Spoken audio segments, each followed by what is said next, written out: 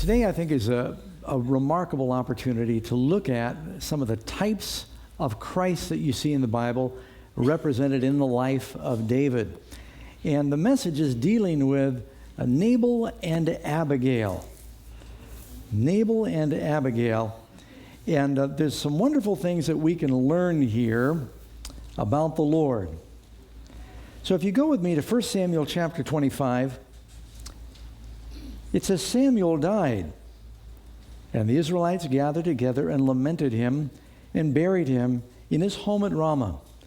And David arose and went down to the wilderness of Paran. Well, just in case you're wondering, who wrote the first book of Samuel? Probably wasn't Samuel, because it just said Samuel died. Did you catch that? So he didn't write the first, he didn't necessarily write the whole part of the book. It's believed that at least the last half and 2 Samuel were probably written by Nathan the prophet. You'll discover that as we get further along in our study of David. But how long was Samuel serving the Lord? You know, he may have lived to 90 years of age. Faithful prophet, a priest, the last of the judges. He's the one who transitioned from a people led by the judges. They rejected the Lord and said, we want a king like the other nations. And now the monarchies began. And Samuel lived through that whole transition. Samuel was the one. Everyone says they knew the word of God was in his mouth. He was the one that was somewhat holding Saul in check. And now with Samuel gone, David thought, the restraining influence of that great prophet out of the way, Saul is not going to hold back trying to hunt me down. And David has already had a couple of opportunities to kill him. So he thought, I better get out of town. And so David goes a little further south. And I think we've got a map that we'll put up on the screen. So if you go north, you can see, remember, David was in the cave of Adullam. And now he's getting further and further south. This is still in the territory of Judea. The Philistines would be now closer to the ocean from where they are. We're going down to a region called Carmel, and there's 2 Carmels in the Bible. But if you go further south, you're getting into the region of the Ishmaelites, better known today as the Arabs. And you'll remember in the book of Judges that Gideon had a lot of problems with the people of the east. And so I wanted you to get a picture of that because they used to raid this territory. David is there with his men. He's got about 600 men now, and he's trying to get further deep as far as he could go into the land of Judea, away from the area of Benjamin where Saul was king. And the land of Israel back then was not like the land of Israel today. Today, it's largely a desert. It's a land of rocks. But back in the time of David, doesn't the Bible say it was a land flowing with milk and honey? It was a beautiful place. The climate has actually changed. Keep in mind that if you go to North Africa, you can find places in the Sahara Desert where they've got rhino bones and giraffe bones and petroglyphs that were drawn of the people that once lived there, of savanna and lakes, and now it's just sand. So the climates in the last few thousand years have changed. And it is actually true that when you cut down the trees in great numbers, it doesn't draw as much moisture in off the ocean, and it can actually change the climate and the storms and the rainfall. There was a king, he was actually a sultan, that had charge over the land of Israel, and he taxed the people in Israel based on how many trees they had on their land. Now, if you're going to pay tax on your trees, what do you do to your trees to lower your taxes? It was a really bad policy because for about 80 years, everybody just cut down their trees. And it kind of deforested the land of Israel. Now, then when the Romans conquered the land of Israel back in about 70 AD, you know what the Roman pattern was? They would scatter salt on the land to keep things from growing. And so when the Jews rebelled, they brought vast amounts of salt, all the fertile fields. They'd sow them with salt, and that was like a scorch and burn policy to keep them from taking care of themselves. So the land today is a little different than the land was back in David's time. This was a beautiful pasture land. The name Carmel means fruitful place or park. Now, this is the different Carmel when Elijah has a showdown with the prophets of Baal on Mount Carmel. That's way up north. This is a Carmel that is mentioned by Joshua in the land or the territory of Judah. You read in Joshua chapter 15, I think it's like verse 55, you'll see where he's itemizing the different cities and towns that would belong to the tribe of Judah in the south. Carmel is mentioned. It's down in that region. Just didn't want you to get it mixed up with up north where Elijah was. And so he goes down there and he's in that haunt, and they're trying to just, live off the land and the goodness of others, but it's really tough when you are responsible to feed 600 men a day. That's a big job. And these are men that, it says they were in distress and they were in debt and they were unhappy and they'd run away, and so it's an interesting bunch.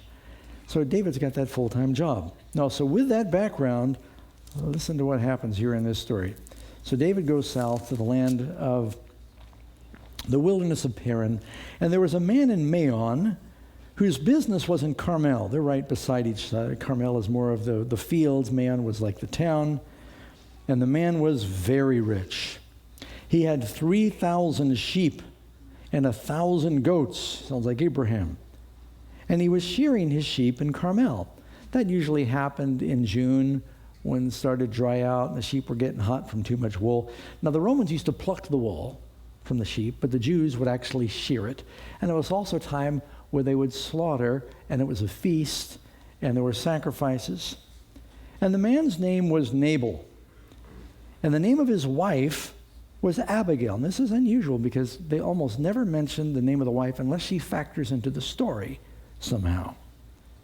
She was a woman of good understanding and a beautiful appearance. But the man was harsh and evil in his doings. Have you ever heard opposites attract? He was of the house of Caleb, so he had a good lineage.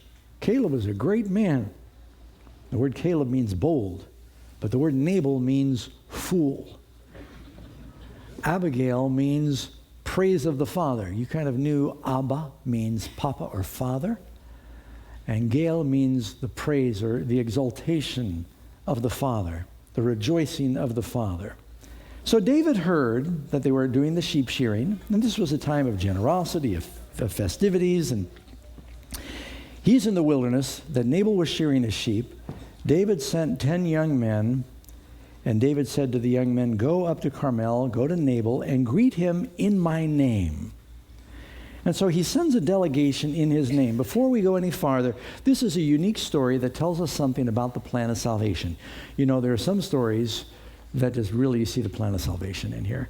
But here you've got David, who is a type of who? He's a type of Christ in the Bible. It's pretty clear about that. He sends a delegation in his name. Right now there's an evil king that is ruling the land, but David has been the anointed. Christ is the anointed, right? The land is going to go to David. The world is going to go to Christ.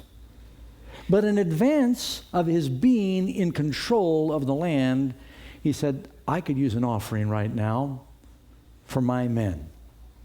So he sends 10 young men. And he said, go to Carmel, go to Nabal, and greet him in my name, and thus you shall say to him who lives in prosperity, peace be to you, peace to your house, peace to all that you have. And you look that up, it says, shalom, shalom, shalom. David sends a message of peace. Amen? Jesus is our Prince of Peace. And he says, peace in all you have, peace to your home. How many of you would like that to come from our King David, Jesus? And he says, I've heard that you have shears, and your shepherds were with us, and we did not hurt them. Not only did we not molest them, we protected them. Nor was anything missing from all that there was with them while they were with us in Carmel. Ask your young men, and they will tell you. So one thing David told his men is do not harass people, be honest, remember the commandments of God. Therefore, he said, you can check with your shepherds. Therefore, let my young men find favor in your eyes, for we come on a feast day. Please give what comes to your hand. I'm not asking for a percentage. I'm asking for an offering, whatever is nearby. Please give what comes to your hand to your servants and to your son David. It's a very nice message. So David's servants, he sends 10 young men. They've got their donkeys probably. And, if somebody says, could I have a donation? You bring 10 donkeys. You're not expecting a little donation, because you got 600 soldiers. And he was hoping, could you help us out? It's a feast day. You're being generous. We've protected everything you had from the Ishmaelites that were raiding the country and from the Philistines. And you wouldn't be doing so well now if it wasn't for the work we did for you. I know when I traveled in foreign countries, it's not uncommon in the Philippines and in Indonesia, different places. If you're looking for a parking place, there'll be these people that kind of are shepherds of the parking places. And they'll see that you're looking for a parking place, they'll go over here. And then they'll wade you in, they'll back you in, they'll guide you, and they'll tap your car and say you're okay. Then when you come get your car, you give them a tip because they watch your car. And they take care of it for you. Now, you don't have to give them a tip. But it's a good idea if you want your car protected, because they'll make a note of your car if you ever come back.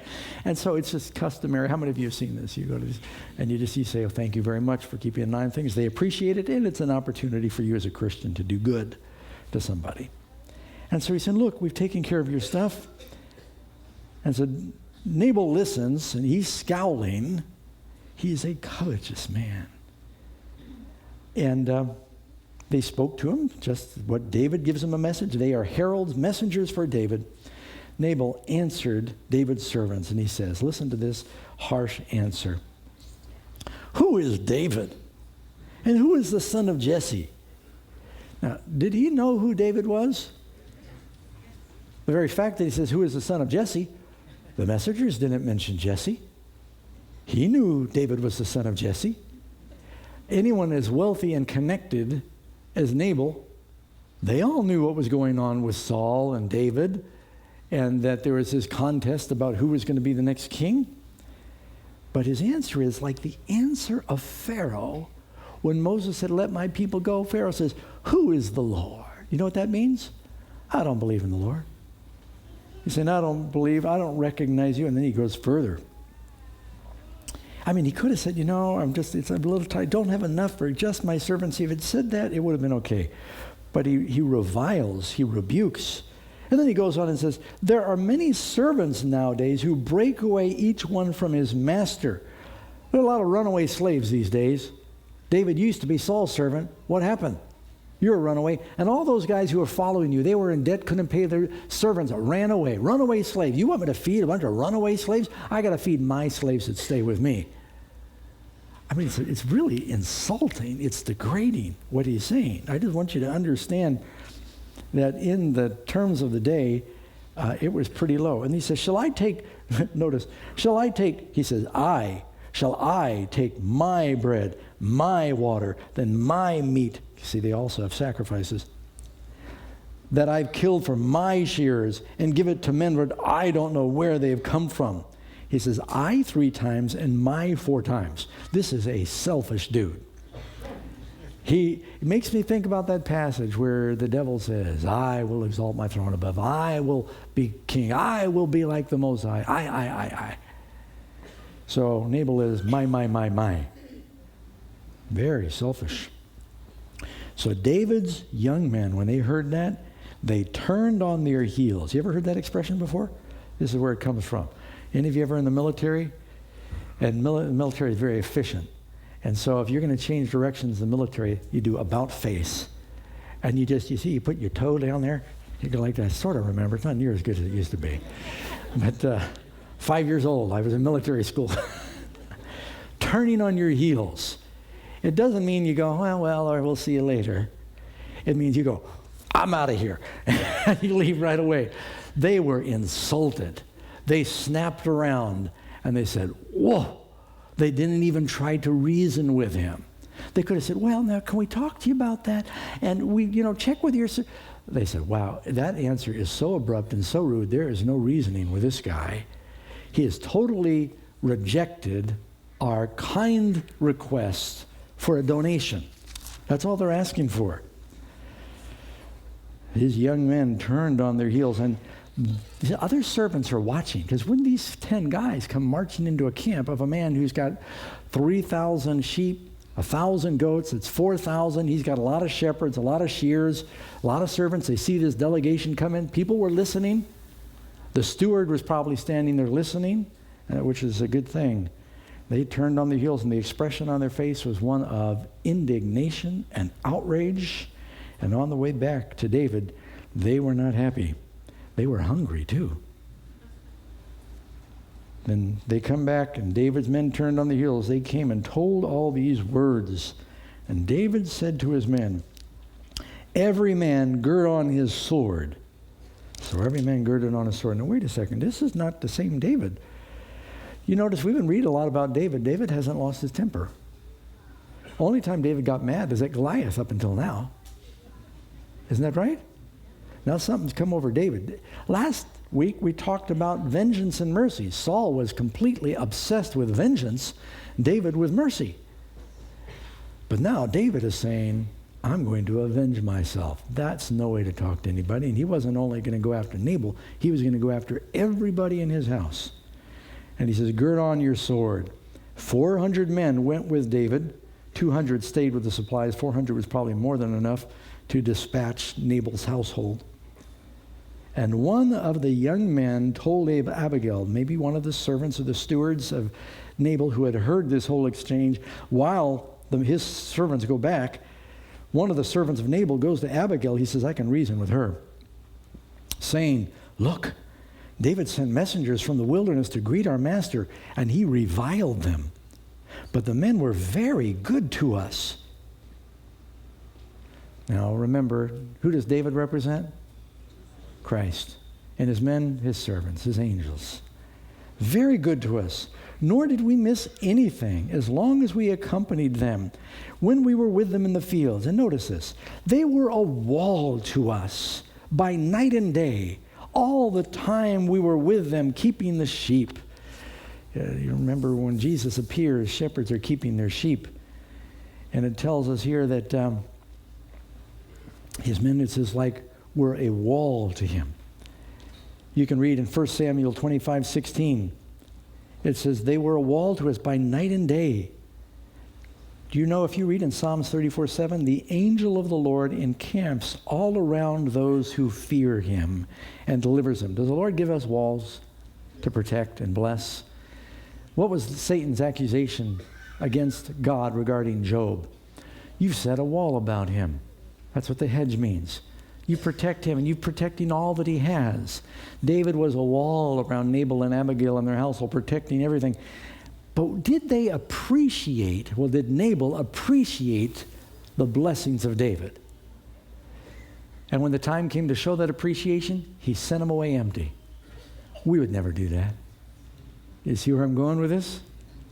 This is not a story about just David and Nabal and Abigail. It's a story about the gospel and us.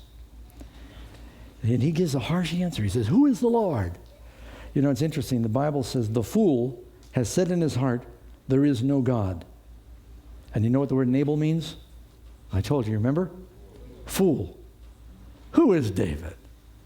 It's like people say, who is Jesus? I don't know Jesus. Is it Jesus? No, I don't know Jesus anything. And so now this servant of Nabal is telling Abigail, these men were very good to us.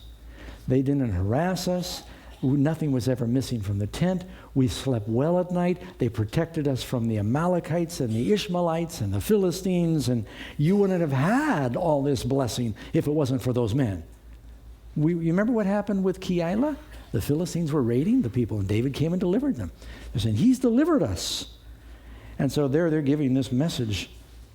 Zechariah 2:5, for I say, says the Lord, I will be a wall of fire around her, and I will be the glory in her midst. When the Egyptians wanted to destroy the children of Israel, God brought the pillar of fire as a wall to protect them. So David was a wall. And so now David is upset, and he gets upset. He said, enough is enough. I've been the nice guy with Saul, but this is too much. And I guess he was worried about his men. They were hungry. And they'd done all this work, and they thought they should be paid. Now, James 1:9 says, so then, my beloved, Let every man be swift to hear, slow to speak, and slow to wrath. This is one time when David, it's not the best portrait of David when he's starting out losing his temper. And so his men are all armed for war now. And the servants of Nabal are saying they were very good to us. They were walled day and night while we were with them keeping the sheep. And the servant goes on verse 17. I'm in 1 Samuel 25:17. Now therefore know and consider what you will do. You better do something. For harm is determined against our master. He saw their faces when they left. He saw how they turned on their heels. And against all his household. For he, now listen, this is really unusual for the servant to talk to Abigail the way he does about their master. But I guess Nabal was so notorious that he could speak freely. For he is such a scoundrel. Sometimes you've heard the word sons of Belial, or a worthless one. He is such a scoundrel that one cannot speak to him. You cannot reason with him. Then Abigail made haste. She thought, oh no, I've got to do something. She made haste. She realized not just her life, but the life of the household was at risk. And she took 200 loaves of bread, 2 skins of wine, 5 sheep already dressed, 5 seahs of roasted grain. These are sacks of grain ready to eat. 100 clusters of raisins, 200 cakes of figs. They used to make these delicious cakes of figs because they got so much sugar that they stick together, and they put some flour in, and they last a long time. And loaded them on donkeys, probably 10 donkeys, just like they had come down with. But you have to admire. I really appreciate all those that help in the kitchen. And the women have in particular, I know some of the men help a lot in the kitchen, but women have a special gift. You ever notice unexpected company comes, and they can rustle around, they put water in the soup, they do something, all of a sudden there's food appears out of nowhere. Abigail's got to cater for an army or die. And she puts together a feast quickly. She gets all these things. She starts ordering servants. They're running, and who knows where Nabal is. He doesn't know what's going on. And they make haste. And she says to her servants, verse 19, go on before me. See, I'm coming after you. She sends the gifts on before. Now, that's not the first time that's happened in the Bible. When the Queen of Sheba came, you know how she sent gifts because she was going to have this audience. How many of you remember when Jacob was coming back from living in Mesopotamia that Esau got word and he was coming with 400 soldiers? And they were going to annihilate his family because Esau had probably been fuming for 20 years now about what Jacob had done in stealing the birthright. And he's thinking, you're coming back to take the birthright. You're coming back to take those possessions that are mine. Jacob knew what his brother was thinking. They were twins. So he gets all of this great gift together, and he sends it ahead of the family. So they all bow down, and they say to Esau, here's these gifts. This is from, and basically he's saying to Esau, I don't want anything from you. I want to give to you. The Lord's blessed me. I'm not here for Dad's inheritance. I'm here because I just want to be home. And so by the time Jacob gets there and he sees Esau, Esau kisses him, where he had come with armed men to kill. The gifts that go out before can save your life. And the Bible kind of teaches that. Psalms 50. You might make a note of this one.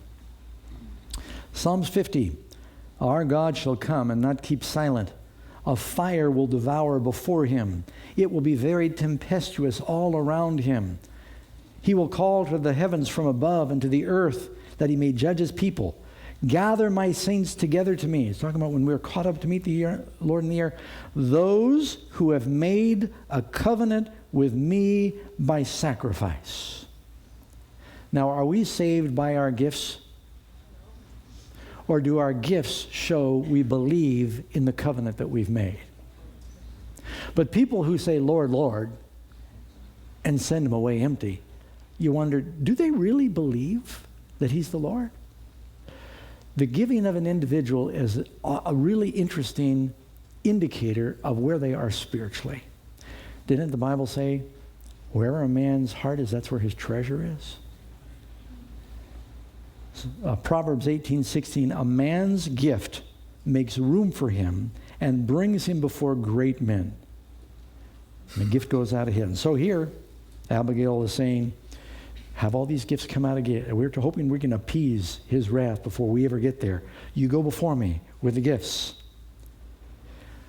You remember reading where it talks about those who have died in the Lord, their works do follow them. Your works follow you, but your gifts go ahead. And so, with all this happening, though, she doesn't tell her husband. Now, I believe husbands and wives should communicate on big financial decisions. Do we all agree? If you're getting ready to cater a big army like that, you should probably talk together. But if you're married to Nabal, you get a pass. If it's a life or death situation, she couldn't reason with him. I mean, isn't that what the servant just said? There's no talking to him. And he had just insulted the one who was to be king.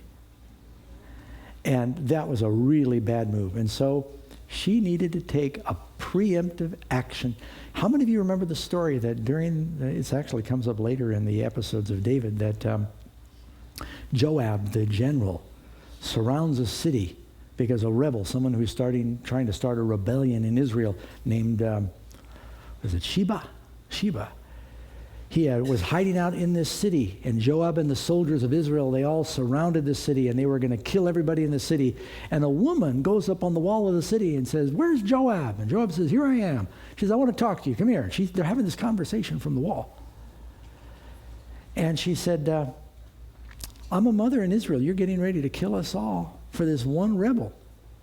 And they talk together, and they finally come to agreement. He said, "Look, we don't want to do that. We don't want to hurt anybody in the city, but there's someone who's rose up against David that you're protecting in the city." She said, "Let me go talk to the people. I'll be back." She talks to him. She comes back. She said, "We're going to toss his head over the wall." Now, I'm not recommending that we solve our problems that way, but I'm just telling you that it was a woman. It was a woman that came out and interceded that brought peace. Now, what does a woman represent in Bible analogies often? So who is it that brings peace? The house of Nabal is doomed. Judgment is coming. Abigail goes forward, and she begins to become the agent of peace in this. So it was that she rode on her donkey. She went down under cover of a hill. They may have been tracking where David's servants had gone, and they're going down through the hill because he was living off in the wilderness. And wouldn't you know, there were David and his men coming down towards her. There's this clearing, and all of a sudden, these two come together, and he's not sure who this is yet. And she dismounts. And David is thinking to himself, when he meets Abigail, the thoughts that are going through his head, you find in verse 21, he said, "Surely in vain I protected all that this fellow has in the wilderness, so that nothing was missed of all that belongs." He's reciting over and over in his mind the right that he's got to kill this man. "And he's repaid me evil for good. May God do so to me and more also, to the enemies of David, if I leave one male of all who belong to him living by light." He's just made a vow. He's going to kill her whole household. They are under judgment. Now, Abigail sees David. So he tells you what was going through his head as he's on his way with 400 soldiers. David's probably leading. Abigail sees David. She dismounts quickly from the donkey. She falls on her face before David. She bows down to the ground as though he's a king. Now, look at the difference. Nabal says, "Who is David? Who is the son of Jesse?" She's treating him very differently.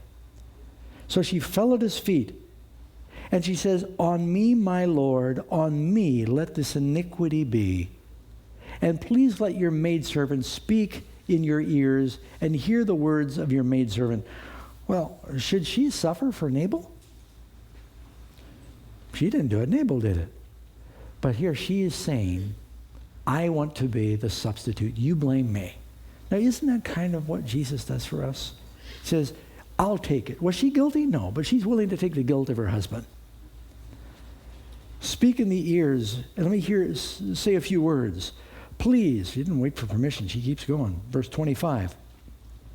Please let not my Lord regard this scoundrel Nabal. That's your husband. For as his name is, so he is. Nabal is his name, and folly is with him. Now, the way that comes off in the Hebrew is, fool is his name, and folly is with him. He's doing just as his name indicates. But I, your maidservant, did not see the young man. Be patient. We didn't know that you came. Don't take it out on the whole household. He is an ornery person. And we're more reasonable. We didn't know you had come. We didn't know. Now therefore, my Lord, as the Lord lives and as your soul lives, since the Lord has held you back from coming to bloodshed, I found you before you've gone to bloodshed. She knew what was going on. And from avenging yourself with your own hand. We studied last week how wonderful it was that David had read the words of Moses that said, vengeance is the Lord's, I will repay. And David could have said when messengers came back from Nabal being insulted, well, God will put this in your hands. You'll take care of it. That would have been the right response. But I think the Lord allowed all this to happen the way it did, not only to teach David a lesson, but to teach you and I a gospel story. Because Jesus is coming with judgment. And intercession is needed. And so here she is. She's a very intelligent woman. Matter of fact, I'll put to you that I think she fills the role of a prophet here. You see what you think. I think Abigail was not only beautiful and bright, I think the words she speaks here are certainly prophetic.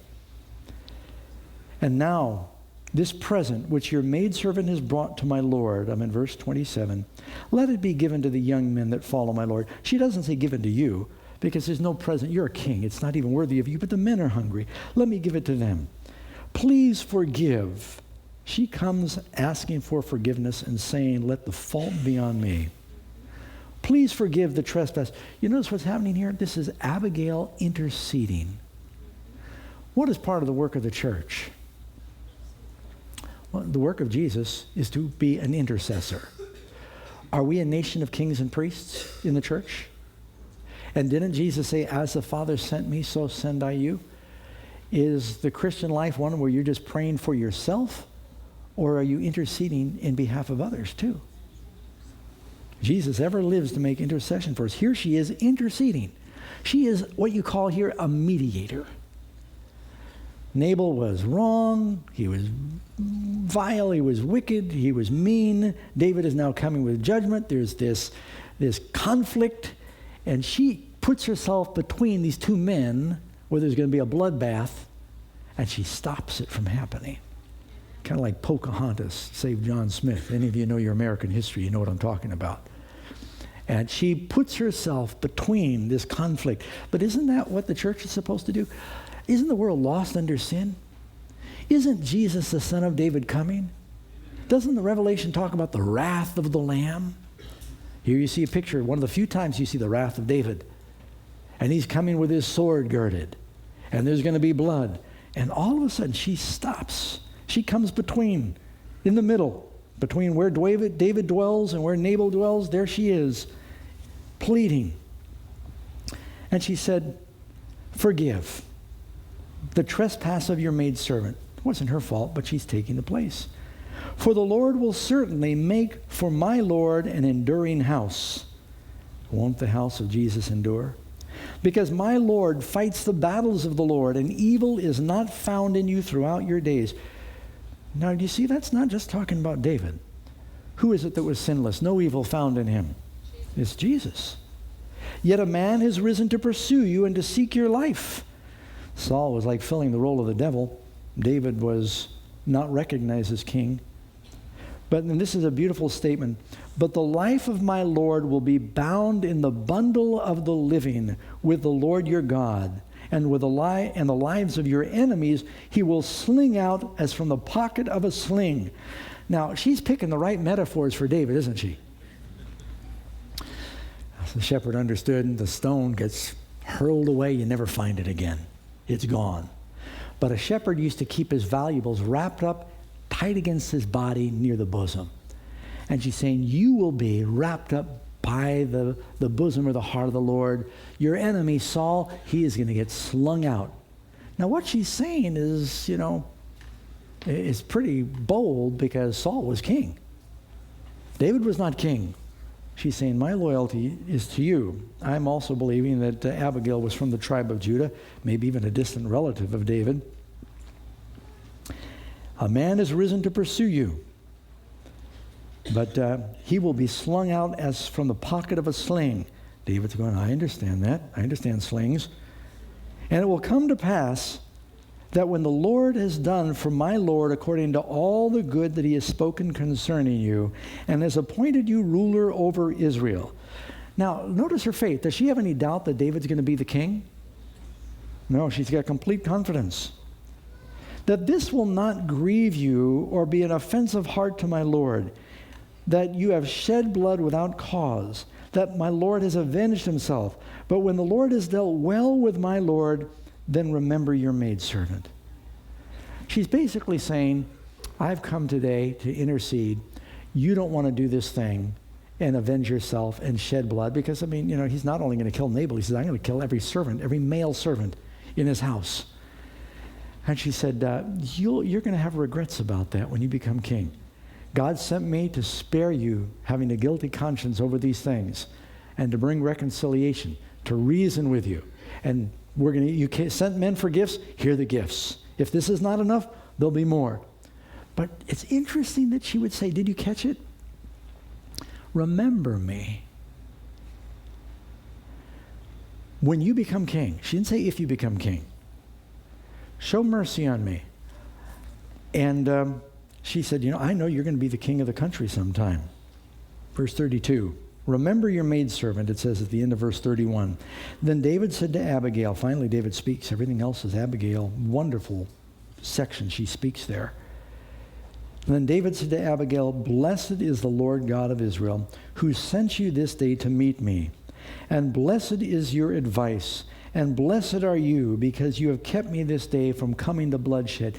You notice the first thing that David sends, he sends through messengers, shalom, shalom, shalom. Now David says to Abigail in person, blessed, blessed, blessed. What are the first teachings that Jesus gives? They're called the Beatitudes, which means have a good attitude. The Beatitudes, the word beatitude means the blessings. And Jesus says, blessed, blessed, blessed. Here David, the son of Jesus' ancestor rather, is going, blessed, blessed, blessed. Because you have kept me this day from coming to bloodshed and avenging myself in my own head. David, you could reason with him. He was a man after God's own heart. The Holy Spirit told him, this is not God's plan. For indeed, he lets her know, and she's probably shuddering, along with the servants that are minding all the goods.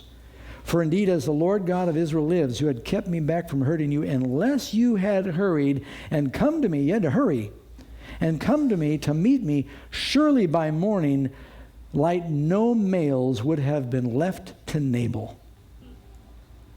Now, just in case you're wondering if David could do that, you read, and it tells us that David, when he was staying in Ziklag, he would go raid cities of the Philistine. He would execute everybody so there were no witnesses. He had the capability of doing that. He said, I was going to do that to you. So David received from her hand what she had brought to him and said to her, go up in peace, again, shalom, to your house.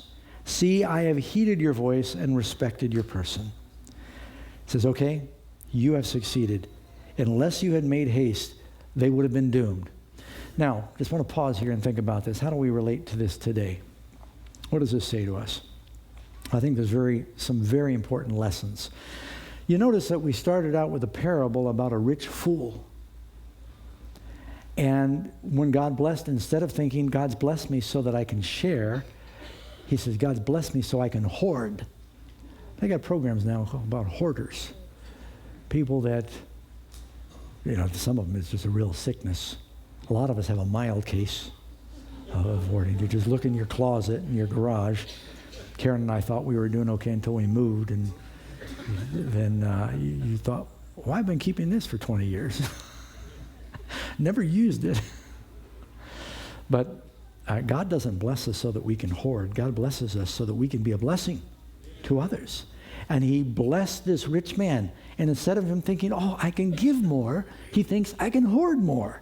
He says, I'll build bigger barns, and I can not have to worry. And I'll say, you can retire early. Make my first $1 million by 35. Eat, drink, and be merry. And then God says, you fool, this day is your soul required of you. And then whose will those things be that you've laid up? Now, you haven't found out about Nabal yet, what's going to happen to him. I suspect you've already read the story. But here David sends messengers and says, we are fighting God's battles. Could you help subsidize my army? And Nabal sends them away with an insult. And he was of the same tribe as David. Does Jesus have people out fighting his battles? Are we supposed to help support the messengers from David? This is not an appeal for pastors. I'm talking about the work of God. And David is going to come someday, and there's going to be judgment. Now, he's going to come, he's going to bring early judgment on Nabal's household, except she comes to intercede. So we know who David represents, Christ. Who does Abigail represent? Beautiful woman, very wise. She's a type of the church. What are we supposed to do? We're to be praying to Christ for mercy for the lost that don't know any better. They act like fools because the fool does not know about God. And we are to be pleading for their salvation. And the gifts that she brings to David are saving Nabal's household. When we give to the work of Christ, it's to save the lost, isn't it? Not just to save ourselves. And so this is all the story of salvation. Just here inserted, it says Samuel dies and then David goes back to his other exploits, but this interesting story is dropped in here. And so, reading on, David received from her hand the gift she had brought, said, go in peace. Now Abigail went to Nabal, verse 36, and he was holding the feast in his house like the feast of a king. And Nabal's heart was merry within him, for he was very drunk. The only time that the wicked are happy is when they're drunk. They have nothing else to be happy about. He is participating in what you call a fool's feast. You can read in Proverbs 31:6. It says, give wine to him that is ready to perish. Nabal didn't know it, but he was ready to perish. He's drinking himself drunk. So in the morning, when the wine had gone from him, he begins to sober up. After that required 8 hours go by and his alcohol blood level dropped. His wife told him these things, that his heart died with him. He was not only a fool, he was a coward. And he realized how close he had come to death's door. His heart died within him, and he became like a stone. And I looked at all the commentators. It doesn't mean that he became a stone like, some fable. It means that he probably had a stroke from fear and gluttony and drinking, and which lingered for several days. He became like a stone. Then it happened after about 10 days, the Lord struck Nabal and he died. It's interesting. David sends 10 donkeys. Nabal dies after 10 days, and he had probably broken all 10 commandments during his feast. And so there was that judgment. So David heard, you notice how the story begins. David heard that Nabal was shearing. Here it says David heard that Nabal was dead. Does David know what's going on in Nabal's family? Does Jesus hear what's happening down here? Does he hear what's happening down here? Yeah. You spell that two different ways. And so when David heard that Nabal was dead, he said, blessed be the Lord, who has pleaded the cause of my reproach. Instead of all those innocent people dying because they were part of his household, God took care of Nabal. Doesn't God say, vengeance is mine? Let me take care of it in my time. And blessed be the Lord, who has pleaded the cause for my reproach from the hand of Nabal, and has kept his servant from evil. For the Lord has returned the wickedness of Nabal on his own head. And I don't know how much time went by. There might have been, the customary 30 days of mourning. But not long after this, it says, and David sent and proposed to Abigail to take her as his wife. I think when David heard Abigail, now you've got to know the background to this. While David is living out in the hills running from King Saul, remember Saul had given his daughter Michal to David. And Michal helped David escape. But Saul is really worried that David's going to be king. And if he's married to the king's daughter, that gives him one more right to the throne. And so Saul did something pretty despicable. Saul told Michal, I am divorcing you from David. He's a fugitive, and he gave Michal to someone else to marry because he didn't want David to have any connection to the throne. So David at this point is wifeless. When he sees Abigail, a beautiful woman, bright woman, spirit-filled woman, he was very struck. And I'm not saying he was coveting his neighbor's wife, but he made a mental note. That is a very, very good-looking, a very bright woman. And now this is very important that you think of this because there's another time in David's life he sees someone else's wife and he doesn't have so much restraint. This time he restrains himself. He could have seen Abigail that day when she brought her gifts and said, wow, I'm going to go kill Nabal and take you. Not forget about the gifts and the intercession, but David said, all right, I'm going to listen to you. I'm going to accept the intercession. I'm going to let Nabal live. He could have killed Nabal and just taken his wife. But David put it all in God's hands, and he presents a proposal. Now, Abigail doesn't have to say yes. He sends servants, and David has sent us. We've come in the name of David to ask you to be his wife. What's going to happen to the church? Is there going to be a wedding? Is the bride of Christ going to live in the New Jerusalem? That's why it's called the bride of Christ. She arose and she bowed her face to the earth and she said, here is your maidservant, a servant to wash the feet of the servants of my Lord. You know, that's another reason I think she's a beautiful type of the church. Didn't Jesus say to the church, I've come to you as one that serves. You need to serve each other.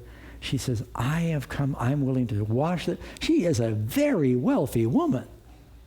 She's a very humble woman. And the church is very wealthy too, isn't it? We inherit everything from Christ. It says, and David took her. Now, you know, she's wealthy because it says in verse 42, so Abigail rose in haste. she's in haste again. She's haste to come to David earlier to save the father. Now David proposes. She comes in haste. And she rose in, she has 5 maidens. You realize when Jacob marries Rachel and Leah, they each have 1 maiden, Bilhah and Zilpah. She is so wealthy, she's got 5 maidens that follow her. But she says, I'll wash the feet. I am your servant. What a humble attitude. And she became David's wife. It ends with a beautiful story of a marriage. And so I just thought that this is really telling us about the plan of salvation. Our David is coming. Now, you know what this means? Evidently, Abigail and Nabal had no children. David does have children with Abigail. By the way, in case you're wondering, some of David's kids ended up badly. Abigail's kids were not among them. The offspring of Abigail, she raised them to serve the Lord. They were godly. They coexisted with Solomon, and they did fine. She was a good mother, too. She had no children with Nabal, which means not only did David end up getting Abigail, he got everything that belonged to Nabal. And this was an important story in the Bible because David now goes from, through the inheritance he gets through marrying Abigail, how wealthy was Nabal? He was the richest man in the country. David now is moving closer to being a king because he suddenly, for the first time in years, has substance at his disposal through his marriage to Abigail. David ends up owning the land that Nabal had. Now, I hope you're still with me. Nabal was selfish with David. He lost it all. David got it all. Isn't Jesus going to get this whole world soon? The earth is the Lord's and the fullness thereof. So if David sends messengers and says, could you please do something to support my army? Should we send them away empty? How much of what we have belongs to God? All of it belongs to God. Everything belongs to the Son of David. He's going to get the land, and he's going to get his bride. And so the whole gospel story is wrapped up in here. That's why I think it's important for us to remember that we're doing the work of Abigail. We are the church, and we should be willing to give of ourselves as servants. That's what she did. To make a covenant with David through marriage. That's what baptism is a type of. And to basically offer all that we are and all that we have to him. And it says she did it in haste.